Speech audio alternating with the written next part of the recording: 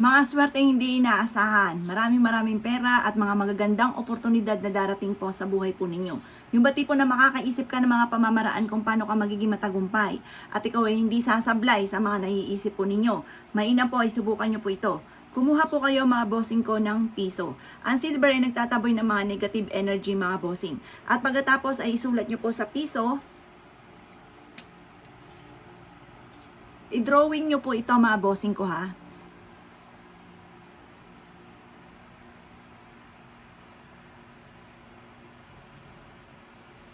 Ito po ang money sign. Para lagi kang mapera. Yan po ang money sign mga bossing. Para lagi kang mapera. At pagkatapos mga bossing ko sa pinakalikod nito, ay isusulat nyo ay 38.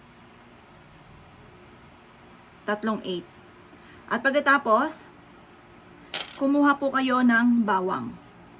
Isulat mo rin dito ang 38. Sa pinakalikod dito, isusulat mo yung money sign. Tandaan nyo ang money sign mga bossing. Money sign. At pagkatapos, kumuha po kayo ng dahon ng laurel. At isusulat nyo sa dahon ng laurel, ang matagal mo nang pinapangarap.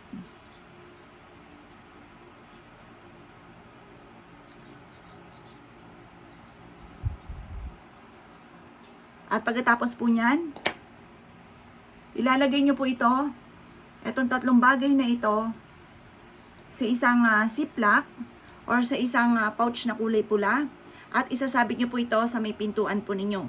Ang dulot po nito ay napakaswerte. Kapag po ito ginagawa ninyo, paulit-ulitin nyo sa inyo pong isipan or ibulong po ninyo ang lahat ng inyong mga hangarin. Sabihin nyo po sa pamamagitan nito ay magtutuloy-tuloy na ang pasok ng swerte at kailanman na hindi ka na mamumblema tungkol sa usapin ng pera. Siksik-liglig at umaapaw at laging napakaraming blessing ang darating po sa inyo. Yayaman na kahit magiging matagumpay, makakamit lahat ang mga pinapangarap. At smooth nyo makakamtan ang lahat ng inyong mga ninanais. Ganun lamang po mga bossing. At pagkatapos ay isabit nyo na po ito sa may main door po ninyo, pwede rin naman po mga bossing ko sa inyo pong negosyo upang sa ganun ay magtuloy-tuloy na pasok ng swerte. Kung ano man ang mga pagsubok pa muling darating, nagtataboy ito ng malas at hahakot ito na napakaraming swerte.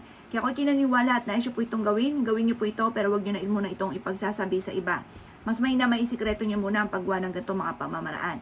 At hayaan nyo na lang man po sila na mapansin na umuunlad po inyo pong pamumuhay. Sila po mismo magtatanong po sa inyo. At hindi naman po masama na mag-share, lalo-lalo na kung ito po yung nakita ninyo na proven po sa inyo mga bossing. Nasa inyong pagpapala po niyan once na kayo po ay nag-share ng mga ganitong mga pamamaraan. Kaya ako ikinaniwala at nais po itong gawin, asya mga boss. Good luck po sa inyo po lahat.